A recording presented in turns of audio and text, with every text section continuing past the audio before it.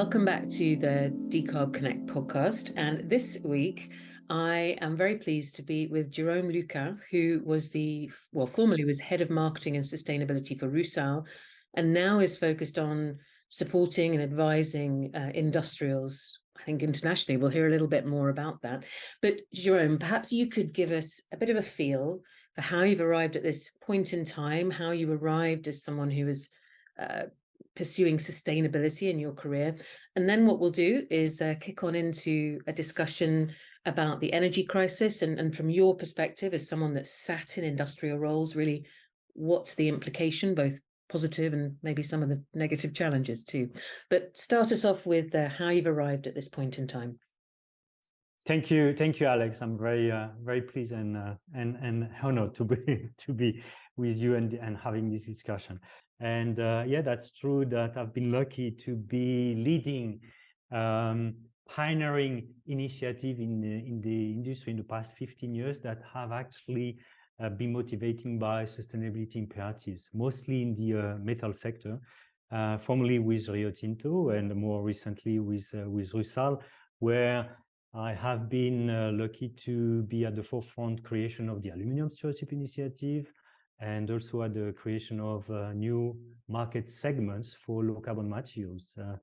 I particularly created the Allow brand for RUSAL, which is now worth over 3 billion of sales, which is a fantastic journey that I'm very proud of, and I'm lucky now to have this experience and share it and advising businesses in their decarbonization, hard to abate sector, but also investors in understanding their risk and how to manage their assets going forward to go to zero carbon, and also helping startups if they have good ideas and solutions for climate. I'm happy to help.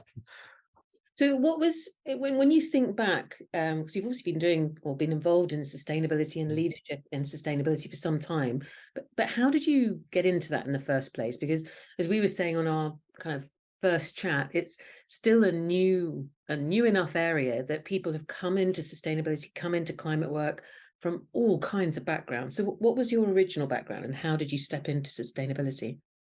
I think it's fundamentally coming from the gut, from who I am, from the DNA of my family that is fundamentally respectful of, let's say, the home, our common home, that is the creation of God, right? And that we need and respect that. And so I'm a civil engineer. So I was not trained, or I didn't study sustainability or environment. I just went to business. There is one thing I did when I was my first internship actually was a research program in the French National Research Center, the CNRS. And at that time, I was in 1990s, a long time ago, modeling the climate cycles, the climate change. So mathematical modeling of climate change 30 years ago, I did that. Just because of my personal interest, and then I was connected to the topic for that time. Even though my roles were more in marketing and business development and sales, then a couple of years ago, 15 years ago in Rio Tinto, we're kind of in heavy energy intensive industries, and you know what, climate change is a big topic, and customers at some point will ask questions and make the difference between low carbon and high carbon. So that's kind of how it came to kind of raise the flag and say, hey, we should do something. Okay, well, we're going to take that experience, the engineering, and I sense a little bit more the philosophical experience that you bring with it as well. Yes. And we are going to talk about the energy crisis. It's part of this series that I'm doing, and I've been looking for people who had different frames of reference on it. And so you're representative of a large group of our listeners, so people that work in industry who are looking at this in fairly pragmatic rather than esoteric terms. So, yes. So look, we're going to talk about energy crisis. Why don't you lay out the landscape as you see it? So when we talk about energy crisis, which particularly in Europe has been huge conversation over the last few months, who do you see as paying the cost of the crisis, and what do you see as being affected in terms of regions as well as industries? What's the sort of the landscape, the context for the rest of our conversation? Yes, I think everyone is paying the cost. Everyone. Why? Because the major consequences of this crisis is a big tension on the energy market and a big increase of price. So if you think that you have energy in everything you do every day in your life, everything you consume is actually made from energy or needs energy, everyone pay the cost. Now, if we look at businesses, of course, the one who are the big users of energy, the energy intensive, are the one who the most affected, right? And especially the one who consume gas, because if we look at the kind of a spectrum of all the energy, of course, the gas is the one that is the most impacted, right? Because Europe has been so reliant on gas for years. If you think that Europe consumption, 50% on this consumption relying on gas imported from Russia.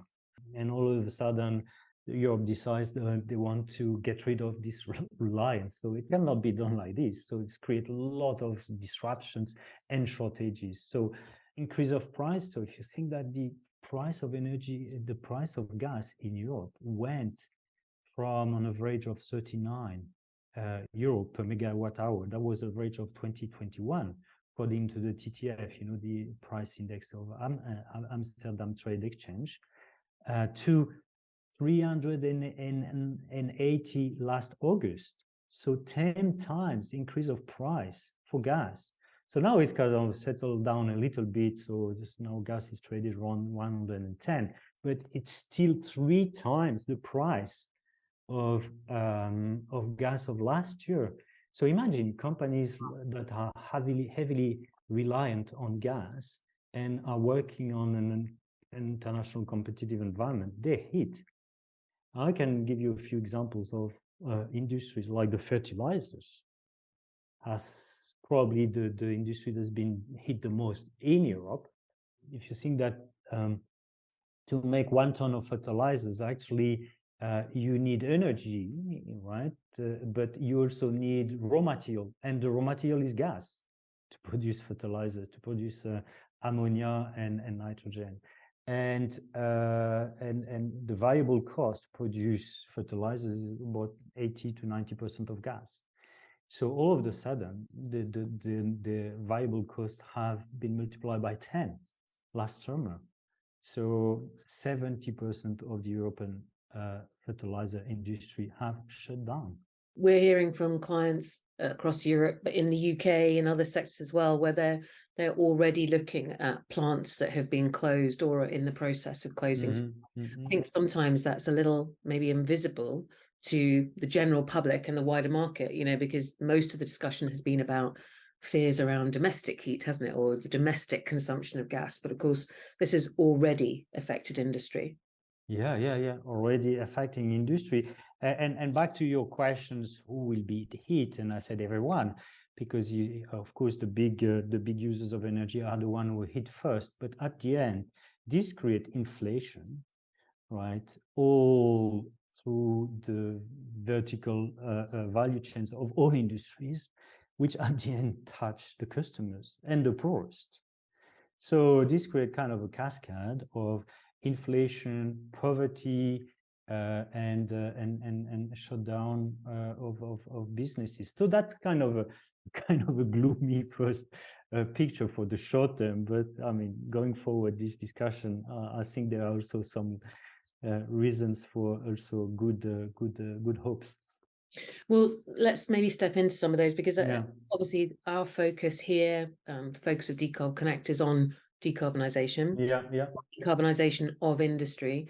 And it's sometimes I don't know, it has felt like a bit of a confusing picture about what the energy crisis means for that, because depending who you talk to, it's either the thing that means that decarbonisation will never happen in one extreme, or you talk to people for whom the drive for that particular industrial to have their own energy security means they're now moving faster. So what's your perspective? Like, what do you see as the impact of this crisis on the kind of short to medium term of net zero plans in general? Yeah, I think here what is very key is it depends on which sector, which industry, and how kind of financially robust the industry is.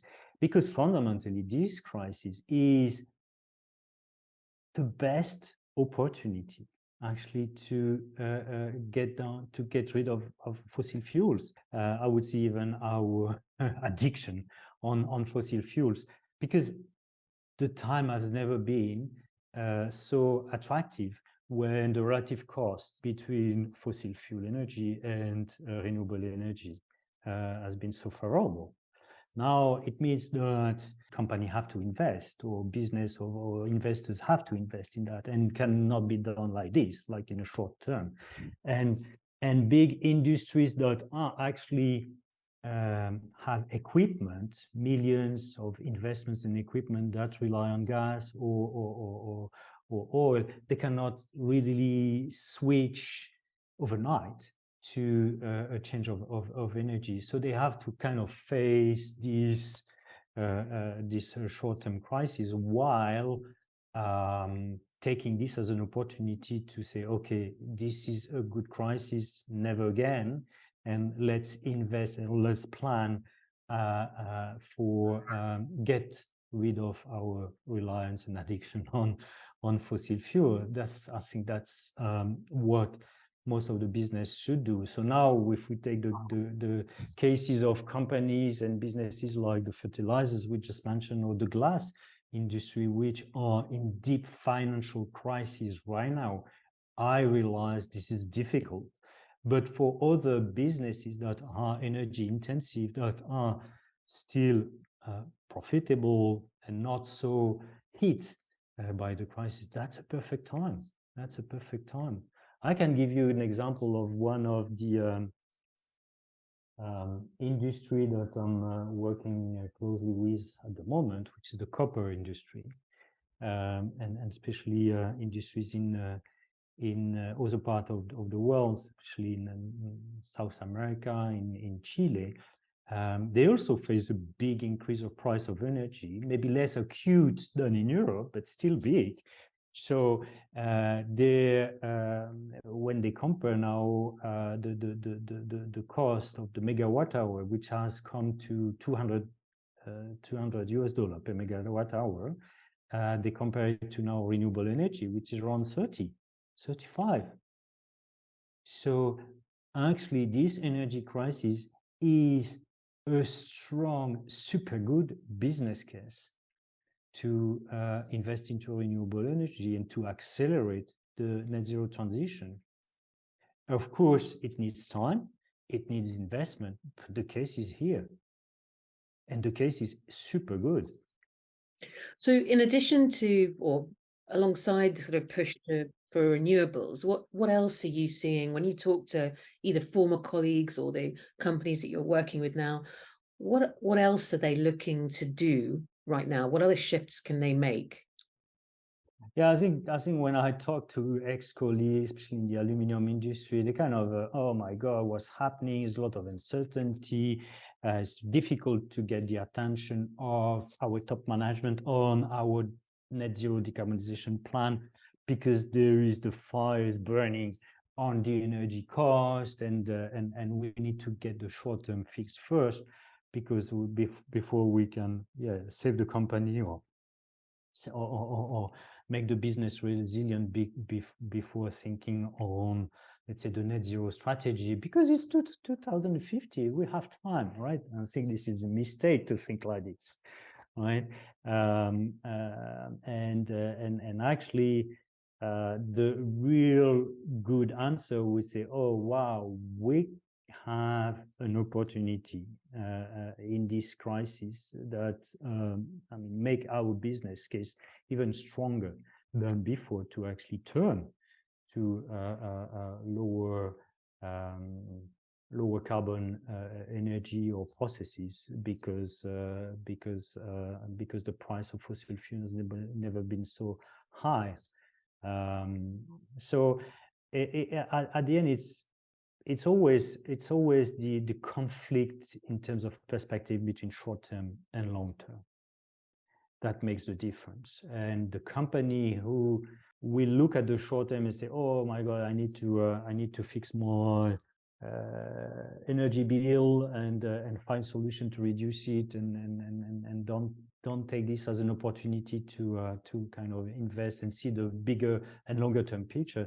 I think over time they will lose an opportunity and lose competitiveness over time. But there is a responsibility from the finance sector as well, and from also the government in this environment to make things happen. Well, we'll talk a little more about finance and government a bit later on, but let me pick up on maybe two particular routes that we hear a lot for net zero and decarbonisation, which are these kind of longer term plays of CCUS and hydrogen. And when I mentioned before that it's sort of sometimes a bit of a confusing picture about how the energy crisis affects plans, it's partly because I've been really interested in how these two deep decarbonisation technologies seem to fit in people's brains in the context of the energy crisis. On the one hand, we're hearing a little bit more that perhaps energy crisis and instability could be a real boost for hydrogen. And then on the other hand, we're hearing, but for CCUS, it's more of a problem, more of a challenge. I'm just interested. I know that's just two big technologies, but they are the ones that take up a lot of the air in the room in terms of net zero discussions. What's your view on that? Do you see this as something that's either good or bad in those very simplistic terms for those routes?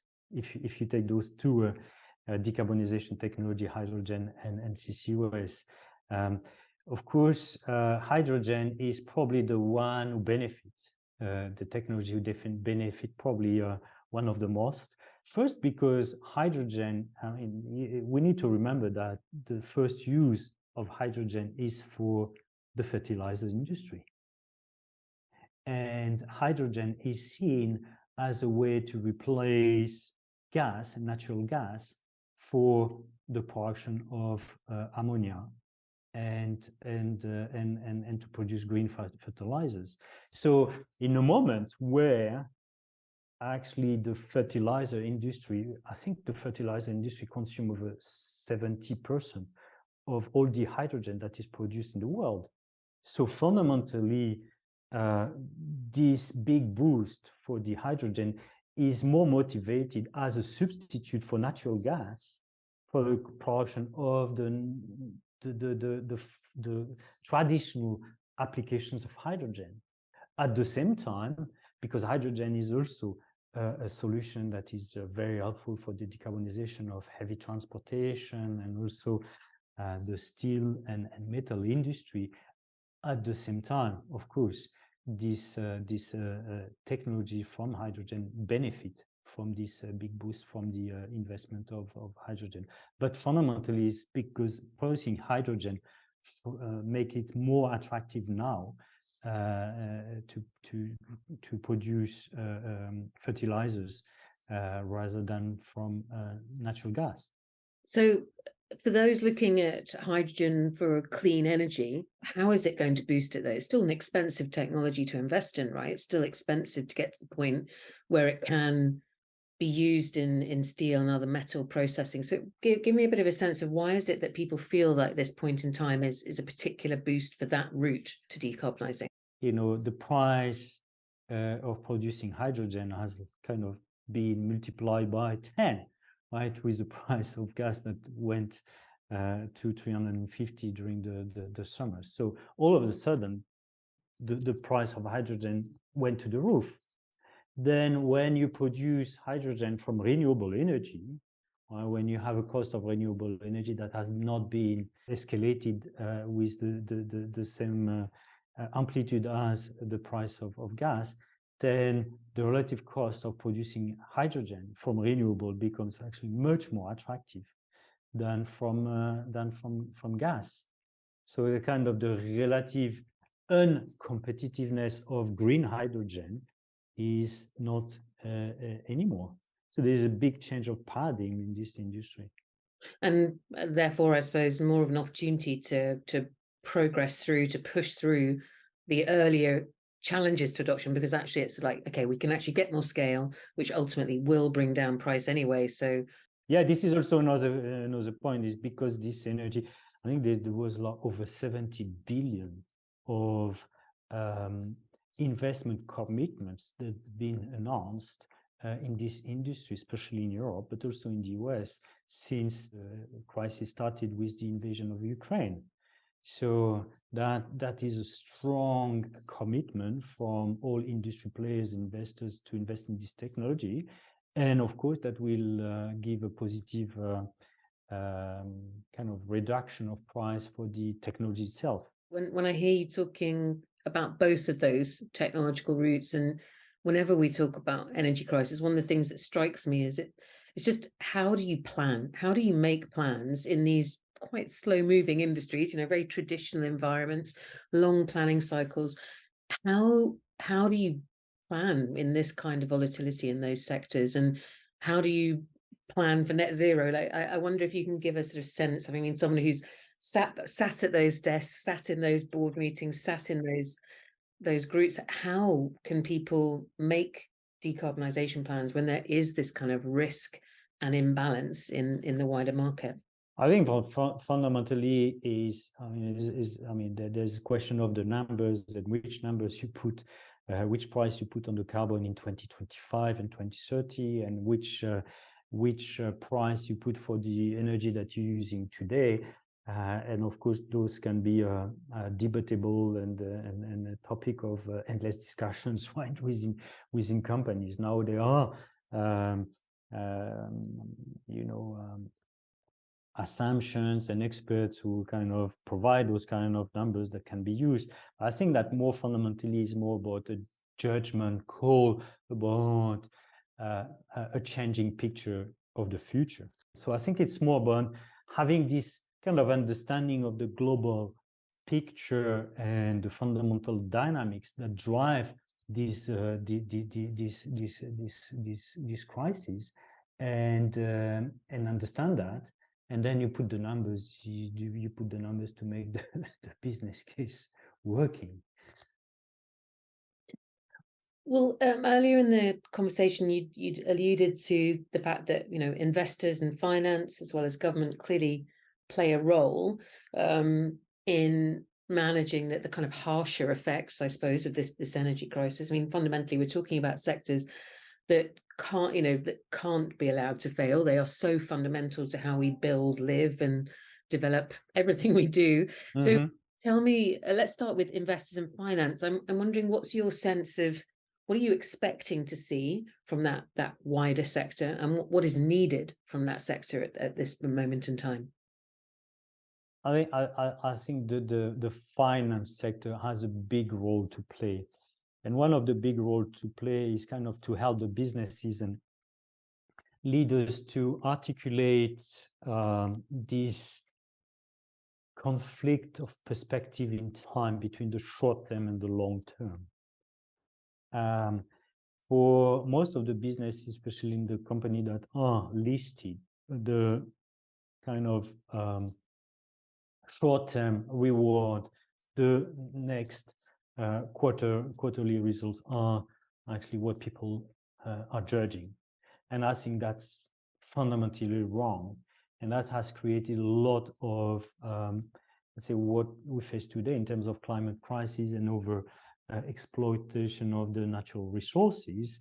And fundamentally, if the investors are helping companies say, okay, we can accept a business plan that maybe will be less profitable on the short term, but we know and we understand that you're doing the fundamental things to make your business stronger and more resilient for the longer term, then we'll support you.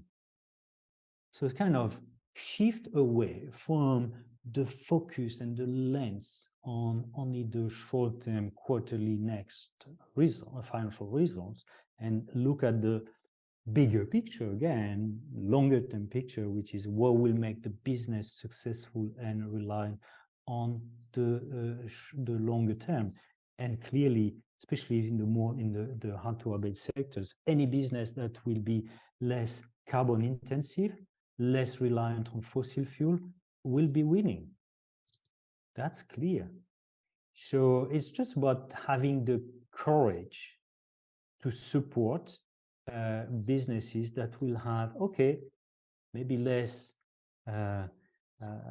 profit for the next year or 2 or 3, and invest and be stronger for the next 3 to 5 years. Yeah, and help them manage not only that transition plan, but that exposure that you've been talking about consistently through this conversation, manage the exposure to fossil fuels as one source of energy. And then governments, I mean, we've seen a number of sort of policy moves by different governments around the world, from the US, although of course it'll be interesting to see. We are just today, the day we're recording, kind of keeping on how the midterms will turn out, but it'll be interesting to see what may shift there. But of course, there's been movement in Europe, in the UK, in a number of other countries.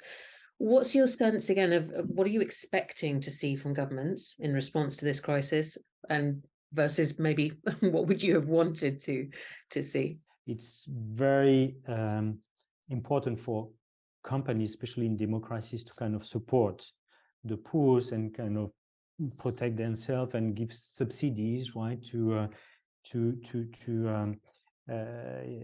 protect them for this high increase of prices. But at the same time, those measures shall not kind of be an excuse to actually support the continued use of fossil fuels.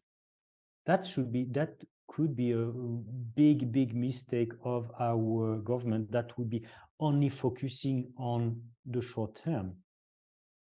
So, okay, protecting the poor from the inflation, that's fine, that should be done. But at the same time, there should be kind of a balancing act for governments that being, okay, let's take the short-term issue with the inflation, but at the same time use this opportunity to kind of support long-term investment to move away from fuels, and to support decarbonization technologies, and to support industries and people and consumers to invest in renovating their homes that will make their consumption less reliant on fossil fuels. So I see here a big risk of democracies are often focusing on short terms. That's kind of a weakness of our democracies, that would only be focusing on protecting people from the inflation, but lose the opportunity of incentivizing the long-term investments towards more renewable and less fossil fuel dependent energy processes and technologies. So you promised us at the beginning that we would obviously look for signs of hope in this current situation. So if we think about whether it's technologies or strategies around net zero, what are you going to predict? If you're a betting man, what would you put money on in terms of the tech or strategies that are really going to progress more rapidly as a result of this energy crisis? So where do you think those kind of key wins really are going to be? I think clearly this energy crisis is actually a driver to accelerate the decarbonization of all industries and activities that depend on fossil fuels.